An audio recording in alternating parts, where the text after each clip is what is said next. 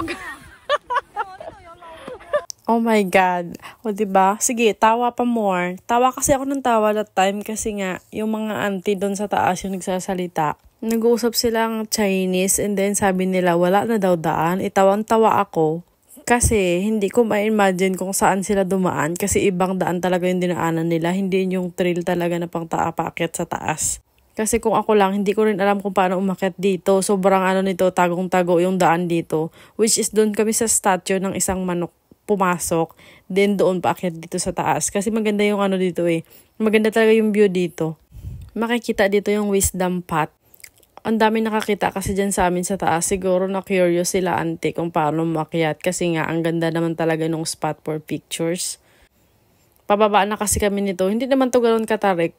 Kaya medyo komportable ako. Kaya kahit hindi ako masyado nagpo-focus, alam ko naman na hindi matakas yung babagsakan ko. Hoy, charot! Ang clumsy ko this time. Sorry po. O diba? Sige, tawa pa more. Tapos naghahanap ako ng kakabitan. Ayaw ko na mahulog kasi walang sumalo sa akin. Hoy, hindi pwede to. Kinuha ko na yung bag ko kasi iniwan ko talaga yan dyan bago kami umakyat gawa ng mabigat. May dala akong tubig. And ito yung nakuha ko. Thank you sa remembrance ha. Salamat na lang sa lahat-lahat. Hoy, charot. Nakikita nyo ba lahat-lahat lang yan? Hindi yan akin. Hoy, charot lang. Tapos pinakikita kasi akong trail doon. Yung parang pwede akyatan. Sabi ko na lang, I shall return. Hoy, MacArthur yun. Tapos dyan dumaan sila ante. Ginawa nila talaga nilang paraan para makaakyat dito. Tapos yan yung wisdom path. Madaming tao dyan. Kaya nakakita nila kami sa taas. Tapos kung nakikita nyo, yan yung Big Buddha. Very, very light hiking lang talaga doon. Makikita nyo, hindi siya ganun kataas. Hagdan, tapos yung view yung cable car. Medyo mga malayo din to sa Buddha. Parang exercise na lang din. Siguro mga less than 20 minutes walk lang siya mula dun sa statue ni Big Buddha. And this is me trying to be pretty but it's not. Charot.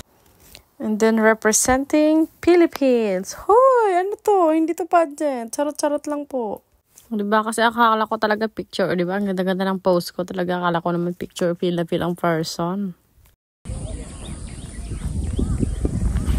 Hindi ko alam kung ako lang. Basta every time talaga nasa kabundukan ako, feeling ko nare-recharge yung kaluluwa ko. Nawawala yung mga pagod ko. Hoy, mga talaga. Pagod na pagod ako talaga. Sinasabi ko sa inyo.